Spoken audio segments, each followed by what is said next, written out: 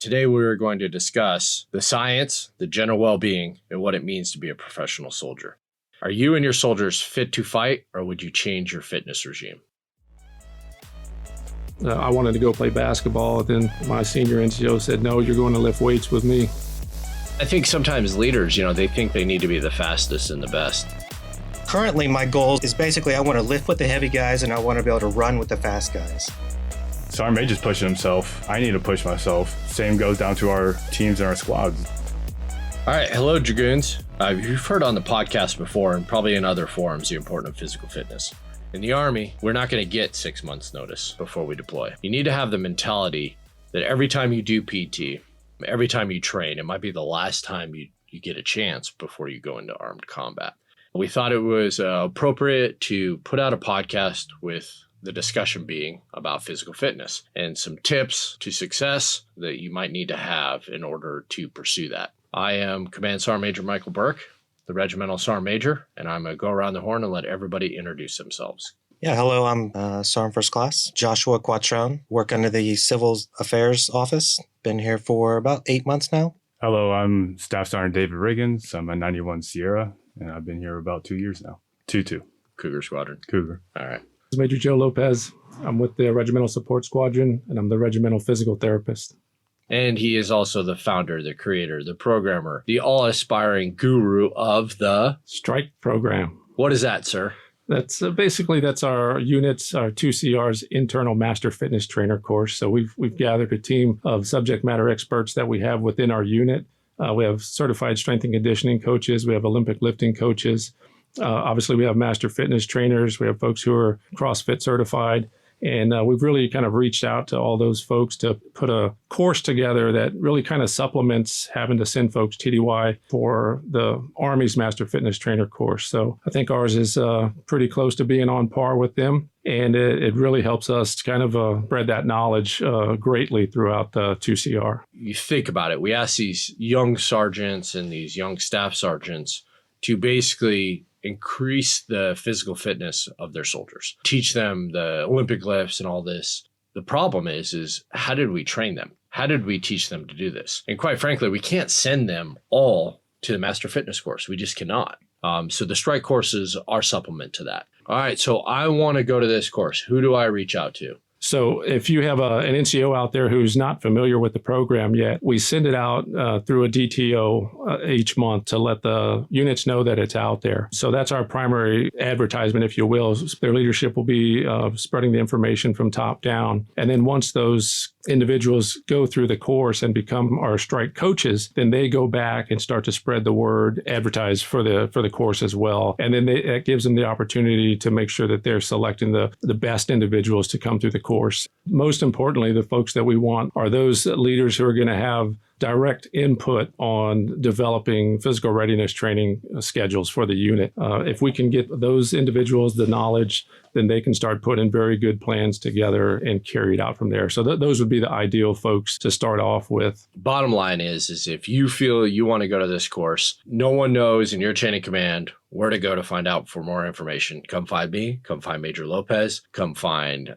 Staff Sergeant Riggins, who's been through the course as well. We will point you in the right direction. We will get you to the course if you fit all the things that Major Lopez just outlined. I cannot tell you through the years of how many diets or programming for workouts that I've given folks that never ever do it past like day 2 or the first week. They fall off, they don't do the diet, they don't maybe necessarily do the workouts and everything else, and they kind of quit.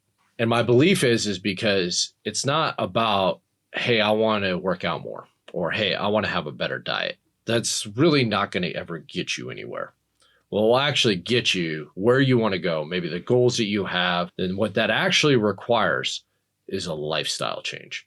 You have to change your lifestyle. You have to change your mentality. That is what it is going to take to actually be successful. Why do you think it's so important to, have this kind of mentality? Physical fitness to me is important because the aspect of me being able to do my job, I have to be able to lift heavy things. 91 Sierra, I can't just rely on other people to help me in every situation, recovery vehicles, heavy chains. So I have to be able to have that aspect of being able to pick up that chain, pick up that vehicle with a hurry, with a quickness to complete the mission. In kit, body armor, fatigued, and be able to do that potentially under fire. Exactly. That's how I kind of incorporate it. And that's how I see when I do lifts and I do work out, and why my lifestyle is the way it is because I want to keep myself safe, keep my comrades safe, and then make sure that I can complete the mission and sometimes more. So back when I was a private deployed, and we had to retrofit all the Humvees to a bigger generator. As a private, I came in roughly 150, 160 pounds. These were damn near my weight. That was kind of my first stepping stone of seeing, hey, I need to be able to work out to be able to lift all these heavy pieces of equipment in my line of work, to be able to not hurt myself and do it correctly so I don't damage other equipment. So that's when I kind of like just hit home, hey, you got to get into the gym, get outside and condition yourself to be able to lift the heavy things that is asked of me. Right. So your job kind of forced you to make that decision. Yes, because I'm very hard-headed and I don't like help. For lack of a better way of saying it, you needed to carry your own weight. Facts. In the very beginning, I was that guy who was in the squat rack doing curls. And that's all I cared about was curls. From Florida, like a good tan, like to be jacked. For the first probably about 5-6 years of my lifting career, that's all I cared about. It was looking good on the beach. And so not actually being functionally fit. Not functional at all. Not even a little bit. There was no squats. There was no deadlifts. It was a lot of curls. Funny story about the bicep curls. I watched the unit doing curls with the deadlift hex bar. I didn't know that's possible. Yeah, it's very, very interesting to watch. I personally think that it's disrespectful to that hex bar to be sitting there doing curls with it. And I'm not quite sure that's going to help him in the ACFT, but that's just me. Luckily, it's not a 2CR soldier, so I don't have to worry about it. When I was deployed to Afghanistan, there was a guy that said, hey, I'm into powerlifting. I do squats, deadlifts, bench press, and that kind of stuff. It was exciting to watch, right? Load up 5 plates, lift it, scream a little bit. It was exciting. So I jumped into it and started doing squats, deadlifts, strength training. I actually fell in love with strength training, powerlifting.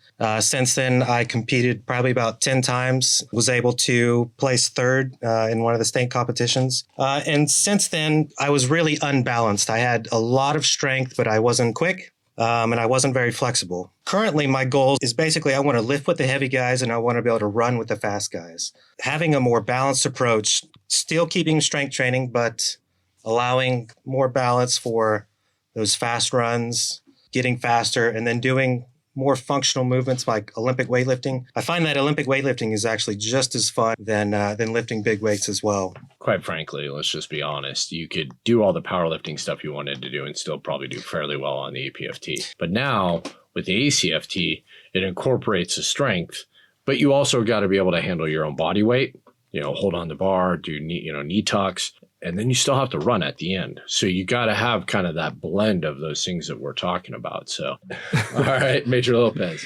Yeah, well, fitness itself, it's been part of my life, as long as I can remember. I grew up playing football, basketball, baseball, all through Pee Wee League and, high school, middle school, all that. So I've just always been, into athletics as well. And then wasn't really until I joined the military when I started realizing I wanted to go play basketball. Then my senior NCO said, no, you're going to lift weights with me.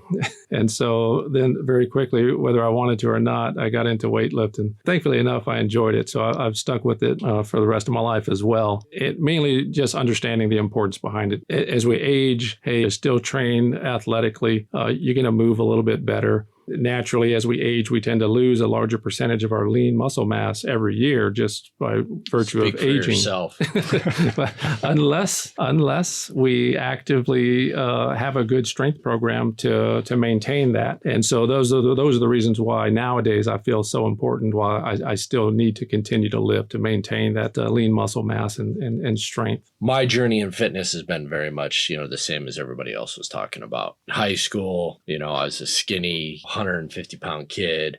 Realizing I wanted to get bigger, I did what everybody else does, especially during that time, early 90s, as I started doing curls, started doing bench press, started doing that different kind of stuff. And then what I realized, very early on in my career was, after ripping another rotator cuff. This is not going to make me survivable as a soldier. These functional kind of workouts, these total body kind of movements and everything else, they are going to help me be a better soldier. They're going to help me prevent injury. I'm definitely not as injured as some folks that have been doing what I've been doing as long. Probably a lot more overuse. A lot more overuse, you know. But, you know, luckily, you know, I had some people to kind of help me, teach me along the way. And then, you know, I've spent like a lot of my own time on understanding and education. Truly, I look at it as a investment in myself. For example, you know, your car. You pay to maintain your car, right? You get the oil changed, you put new tires on it, you know, you clean it out, you do all these different things, especially if you have a nice car, okay? But at the end of the day, does it really matter? You can just always buy a new car. But how people treat their bodies, they treat like they can go get a new one, and you can't. I look at it as you know, you're going to Burger King, you're not taking care of your vehicle. Because everybody's a soldier first, and you might be required to do something physically. What advice would you give to a soldier and they feel that they're just not doing what they need to do to be physically ready? I like to say big on basics first. Stick with the kind of the big 4, big 5 movements, right? Basics, right? Your military press, your squats, your deadlifts, your bench press, your pull-ups, right? Those are the big 5s, and you want to be as good on those big 5 as possible and develop your technique and develop some volume and some strength in those exercises. 2, I would say definitely find a mentor. Make sure you're doing those exercises correctly. And then there's a lot of material out there you can read, but I've come across a quote that I really like, and it says, "What is the best book you can ever read about personal fitness?" And that book is your training log. So if you have a training log, a training journal where you can write down, hey, I did 3 pull-ups today for 3 sets, then you know that's your baseline. You can work on doing 4 sets of 3 next time or 3 sets of 5 next time. But knowing how much volume you have, knowing what's in your training log, where you've come, where you're going is the most important thing you can read or and keep track of. You know, the idea behind the log is just so you can see your improvements. Because, I mean, really, at the end of the day, that is who you're competing against. It is tracking your improvements, but it's also tracking, let's say you get an injury or you get a setback or you get sick. You have a baseline where you were at, where you were going, and then you can look at your training log and say, okay, I was sick for 2 weeks. Let me scale it back a little bit to where I was doing this amount of volume and start there and work my way back up to that level I was at before. Okay. So it serves multiple purposes. So how many training log books do you have at this point in your life? I used to have notebooks, 2 or 3 notebooks laying around the house full of them. I find actually that's the best way for me to keep track because I've tried the online apps where you enter how much you've done and it'll log it for you. And I find actually the phone is more of a distraction to me while I'm working out, trying to log everything. Yeah, and it's just you log on to, or you open it up to try to do something and then you get distracted and start doing something else. Exactly. Yeah, that's true. I mean, I personally use Beyond the Whiteboard fitness app. It's for CrossFit. Even if you're not a CrossFit person, you can track strength movements or any other kind of movements that you want to in there, and you can diet and compare yourself against others. What is your level in Beyond the Whiteboard? I am at Phoenix. So the highest level is Dragon, and I am at the one right below it, a Phoenix. Okay, that's impressive. That's very impressive. I started the Beyond the Whiteboard just to incorporate some more balance and see where I rank as far as the CrossFit community goes. I will not disclose where I rank. He's probably a Tiger, or what's the one below that? Like Cub? I think it's Bear Cub. But I guarantee you, your strength's off the charts in comparison. Yeah, absolutely. Yeah. So what's your heaviest deadlift? In competition, I pulled a 550. Bench press? Bench press is 350. Squat was a 500. Holy crap! All right, how about you, Sergeant Riggins? Well, I can't say I write anything down, and just like how you guys say you get distracted when it comes to, especially with social media nowadays, I do not use the phone. I'll just play my headset and then leave it at that. When it comes to writing things down, logging them and stuff like that, I use the BeaverFit board inside the BeaverFits that we have. Mm-hmm. And that's how actually Sergeant Ham and myself compete. We kind of use that as our tool, like on the weekends. I'll do my workout and then just like, hey, let's see if you can do it if you get a better time. Just like in the gym as well. He's kind of been my mentor since I've been here. He's a very big fitness nut, as you know. Yeah, I'm familiar. When we both have chest day, he was doing a rep in 100s, and then I get up and I look at the 110s, look back at him, and I was like, okay. And then I just go back to my workout. He took that as a challenge. So he put his down, picked up the 110s, and then that's how we've been kind of growing together. And he's been teaching me this like a little bit of competition going. We're both at 120s and just competing with, hey, how many can you do? So you were doing curls with 120s? Of course.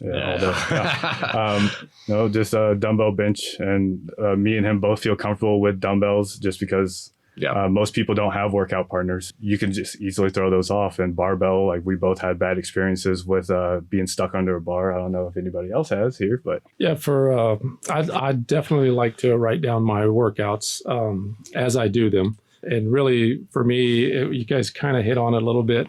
Really, what I like to be able to refer back to what we call progressive overload. So if I'm writing down the weights that I use this week, and then I want to make sure that next time I get to that particular body part, that I'm going to try to increase the weight a little bit, so that you can continue to build that strength on. So I think that's good. And then also, my particular workouts may be different just depending on how my body feels that particular day. You do have to listen to your body. Yeah, so sometimes I'll write down what I did, and then I look back and I say, man, that was actually a pretty good workout. And then if I found that it was a good workout, then I'm going to incorporate that same workout on different days because I just felt good that day. Particularly though, if a young soldier was just inexperienced and just trying to get into it, I think a couple of things. Sergeant Quattrone said it too. Find somebody that you can that is experienced. They're not intimidated by the gym, and then have them go through some of the techniques with you. I'm a big fan of kind of like the big five, bench, overhead press, bent over rows, squat, deadlift. Those type of movements is going to train pretty much all the large major muscle groups. So if you're just starting out, it's kind of good to hit those major muscle groups to develop some good baseline strength, and then you can start to figure out unique exercises to do in the gym. If you don't have anyone necessarily around in your unit that you can go to, the services on the installations are usually pretty good. We've got the R2 Performance Center, we've got the Army Wellness Center here. Obviously, we have the MWR gyms who have certified personal trainers that can assist. But really finding somebody that has that experience to help you get on a good start, come with a goal, come to those individuals and say, I don't really have an experience with the gym, but here's what I'm trying to do. Yeah. I just want to get better at deadlifts. Absolutely. Maybe, Yep. So I'm going to give you some advice, and it's actually a lot easier than you think it is. Go to the Beaver Fits early in the morning on a Saturday. There's some people that you'll find that are serious about fitness. Come up to Regiment Wednesdays or Thursdays, and you will find some people that are doing the workouts with me. That's another place. And just go up to these individuals and just tell them exactly what Major Lopez said. Hey, I want to get better. Get over being intimidated. Get over, I've never done anything like this. Neither did I at first either. We've all been there, and we've all had to kind of overcome something and approach somebody or ask some questions and find these people and just learn from them, help yourself get better. So we talk about the competition kind of factor of it. Sergeant Quattrone, you've competed before. Why has that also been part of your journey as well? Why do you think that's so important? Competing, it's something that's always been within me since a little kid. I wanted to compare myself to others. I wanted to get out there. When you go to a powerlifting competition, for instance, everybody there has trained just like you have. Some of them, it's their first competition, but it's a community. And so when you get there, everybody's foam rolling, everybody's got protein powder flying, lots of eating and lifting heavy weights. And so that is a community of guys that I like to be around. It's an environment that just sparks you to further your training, further talking with these guys. Hey, what did you do to be able to squat that 600? What was your training like? And be able to get different perspectives from different people in that community on how to get better. So competition makes you want to get better. I think Rocky said it best. There's always somebody hungrier than you that you can definitely learn from. I don't know. I'm pretty hungry right now. Okay. How about you, Major Lopez? Competition, I think, is great. Like I said, growing up as an athlete, yes, I look forward to every game.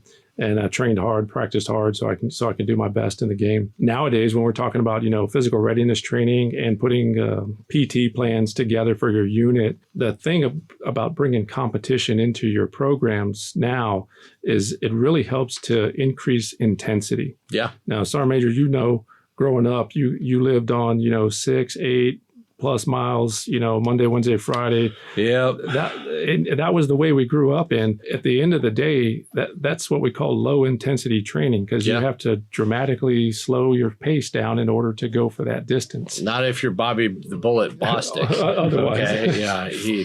I swear that man could run like 20 miles at a 6-minute pace. It was ridiculous.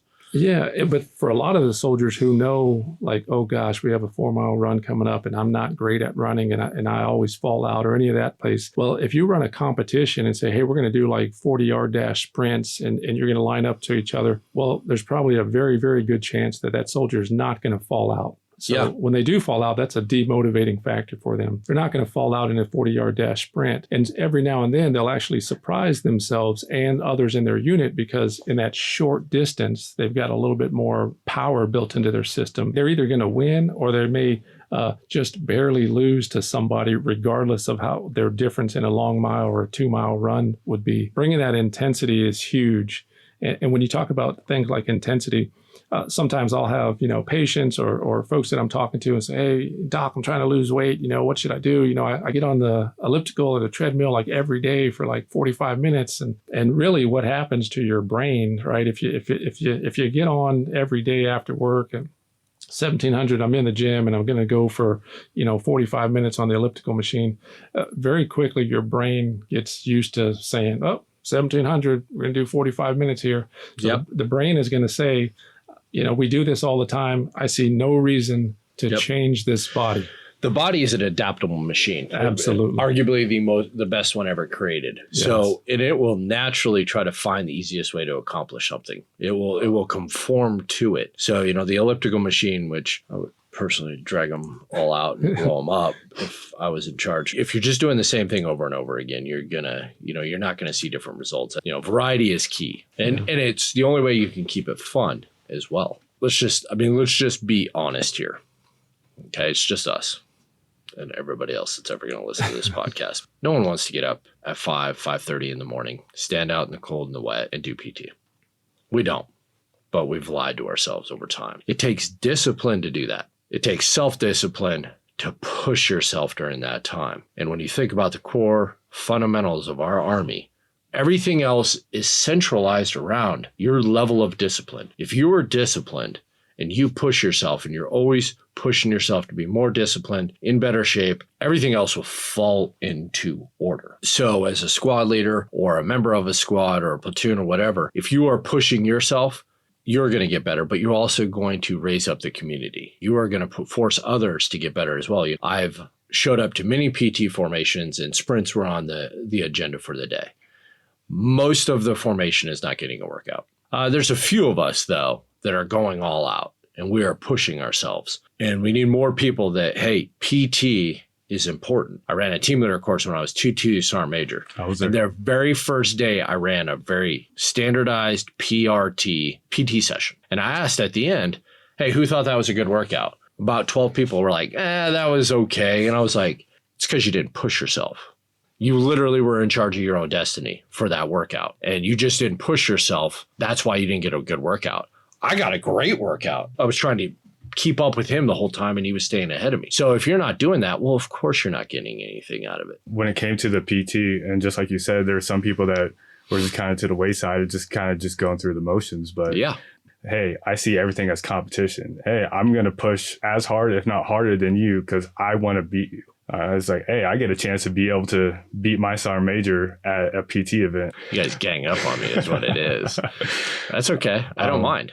A phenomenal workout, and as well as like it showed coming up leaders like us that Sergeant Major's pushing himself. I need to push myself. Same goes down to our teams and our squads. They see someone like me pushing myself day in, day out, then they're going to be like, you know what? Sergeant Riggins, they are in phenomenal shape. They can do all these exercises. Like, I want to be like that. And that's a great stepping stone for people to get with their supervisor or just someone that they have seen at a course like that and just be like, hey, I saw the fact that you're fit and I would like to kind of pick your brain a little bit. Yeah, find those people. Yep. And like sooner or later, then it's going to be a PT event and then they're going to show you up and it's going to be like, I taught him everything I know.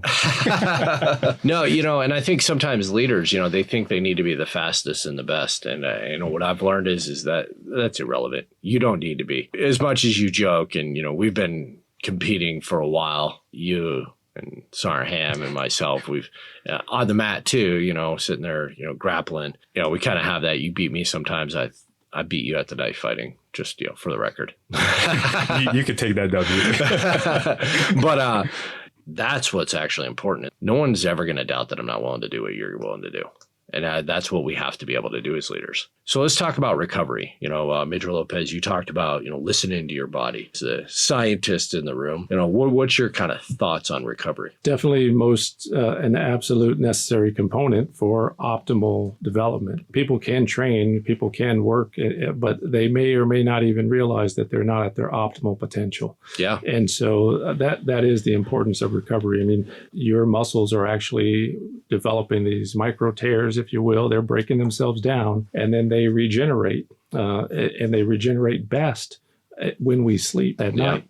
And so if you're getting adequate sleep and letting that tissue recover, then you're going to be prepared for that progressive overload the next time you train. So absolutely important for recovery. And challenging part is always trying to figure out when and how to put it in. You're absolutely right, Sergeant Major. Not everybody just feels ready to go the next day at 0500, waking up and getting out for PT. So you have to be able to find that time. If you don't have if you're going to train again without having optimal recovery, well then, hey, you need to make sure that you're, resting appropriately in the evening in order to allow for that maximum recovery. Yeah, so Major Lopez mentioned sleep, and so I bought one of those cool fitness watches that tracks your sleep. And it honestly is a game changer. It is. I started tracking my sleep, and I thought maybe if I get better quality sleep, I'll recover better. And so I tracked my sleep for probably about 3 months, and I told the wife, I said, I am still not recovering. My quality of sleep is good. And so what I realized is that it wasn't for me about 7 hours of quality sleep. It was about actually more sleep that my body just needed to recover. And so when I changed to 8 hours of sleep, I actually woke up way better recovered. I felt better going into my workouts. And so sometimes it's not about 7 hours, the best quality sleep in that 7 hours. Sometimes it's figuring out maybe I just need to extend sleep. I tried doing, 1 glass of wine before night. I tried taking melatonin. None of those things during that 7-hour block of sleep actually made me feel recovered until I decided maybe I'll extend my sleep to about 8 hours, go to bed at 9, wake up at 5. And then I felt so much better. And since then, it's been a game changer in the weight room. I bought a fitness watch. I finally broke down. It was hard for me for the longest time to justify the money, but I finally broke down, and I got one. And being able to track my sleep, my anaerobic rates, my heart rates, and do zone training and everything else, it's really honestly been a game changer. And I bought it, over the Christmas time. So I've had it for about 6 months now, and it has really, really done well for me. So I didn't really think of anything when it came to recovery until I came to the strike program, and then actually learned about why sleep is important. Because the normal me, I'd go to sleep around 11, 12 o'clock at night, wake up at 4 a.m. And I just thought that was normal and been doing it for years. And then I was like, okay, well, let me give this a try and monitor my sleep and talk to the wife. I understand we have a newborn, but let's try to get as much sleep as we can. We came up with a game plan, and luckily we have a great son that is able to go to us and be like, okay, I'm tired. And luckily it's around that time anyway. So that's what helped me recover, just overall sleep.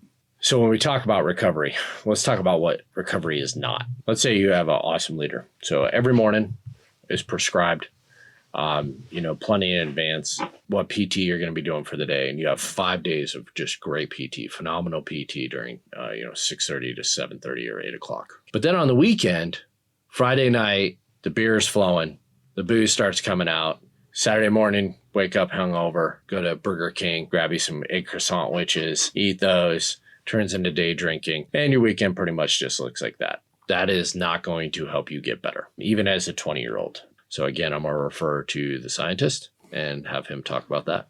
Sure, absolutely. So you can kind of look at it one or two ways. Our major, you kind of said, hey, you trained hard all week and you had a good plan, and then you did this on the weekend. You could easily put all that stuff you did on the weekend at the beginning of the week. Pretty much you're starting off your hardcore training, good quality training that your leader has put in place for you, but all the alcohol intake, tobacco intake, all of that is not optimizing your body for performance. Right. So you're not going to be developing at optimal potential. And I'm sure there's plenty of personal experience. Well, oh, that's what I used to do. And, I used to show up, just like that. And yeah, it can be done, but that's the whole purpose of the cultural shift that the Army is trying to look at. Hey, you need to embrace fitness, and you need to think performance triad, that holistic health and fitness model that's moving forward now, and really understand the positive and negative effects of your lifestyle and how they play into your performance development. Sure, if you're doing all that on the weekend, can you do it? Yes. Is it optimal? No. Does it put yourself at higher risk for injuries and or disciplinary problems? Probably so. So that would most certainly say, think about those very hard and adjust the lifestyle accordingly. It's easy to say, even the layman person will always say, hey, everything's okay in moderation. So if that is the case, well, just make sure you're able to moderate it very well. I would just tell, all the soldiers out there, just embrace fitness, embrace the lifestyle. That's the way the Army is moving. And if you feel like, hey, I want to, but I don't know where to start, like we said, find some experienced folks and reach out to them. And then you'll find that they'll reciprocate, and then they'll really try to lead you in the right direction. I got a quick question for you, Sergeant Major. So all your time in the Army, how do you get up every single morning and give 100% for PT? Because I'm with the rest of the guys. As a E4, I was literally looking to sham 75% of the time in the morning for PT. Like, all I wanted to do was sleep. And so as I build more time in the Army, it gets a little bit easier, but I still have those days where I wake up and I think, 05 is too early to be doing any kind of physical activity. Is there any kind of advice or guidance you would give as far as how do you maintain that for so long? First off, getting up at 05 is for amateurs. Good luck ever getting ahead in life at getting up at 05. Well, my alarm goes off at 04 most mornings, and it might sound stupid. It is a privilege to be in the Army. It is a privilege to do what we get to do. The Army is asking me to do one thing: be the best I can possibly be every single day. That is just all they're asking, and just to get better every day and to be disciplined, because that is what the United States Army is. I want you to take this serious because this is your profession. I don't give a crap why you joined. College money, everything else. This is your profession right now. You might only do 3 years. You might do 30 years. This is what you get paid for. This is what your life's invested in. But it's not just about your life. Brothers and sisters to your left and your right are counting on you to push yourself and to push them. Just getting up and being excited and fired up. I am in the United States military. I'm the best of society. I'm the best that the world has to offer, and I get to be a part of it. I've been doing it for so long that, it's almost become part of my identity. But if it's not like that for you, then it's time to put on a different uniform, and it's called civilian attire. And that is what I think about when I wake up at 04. When I wake up, I hop out of bed. I attack the day. My wife yells at me, "Why are you so excited?" Because I'm an American soldier, damn it. All right? And I am fired up to be alive. Wake up the kids. Dog, let's go. I'm putting my extension in right now. America! Okay. I'm being a little eccentric. But I will tell you that my wife does not share my passion at 04 in the morning. And there's many mornings when she is cussing me under her breath. But I'm just so fired up. I've been doing this for 22 years, and I'm fired up to be doing what I'm doing. So I appreciate all of you coming in. I appreciate all your contributions. And as we kind of wrap this up, I just want to leave a couple things. Listen, we didn't all start here. Not all of us were physical specimens like, Staff Sergeant Riggins right off the bat. We had to grow. We had to find somebody that was going to help guide us. I encourage you to find somebody that can help you on your journey and really truly get after what we call the professional soldier. If you just don't know, find me on Instagram or follow 2CR on Instagram. Every week I have a challenge, and we meet up at the regional headquarters. It's called the Hero Wad of the Week. Come on up there, have a conversation with me, and I'll help you figure it out. Don't be intimidated. It's okay. We can scale it back based on your fitness level, and we'll help you figure it out. But I encourage everybody to get after it, get it done, and make yourself get better, and always be in pursuit. Dragoon 7 signing off.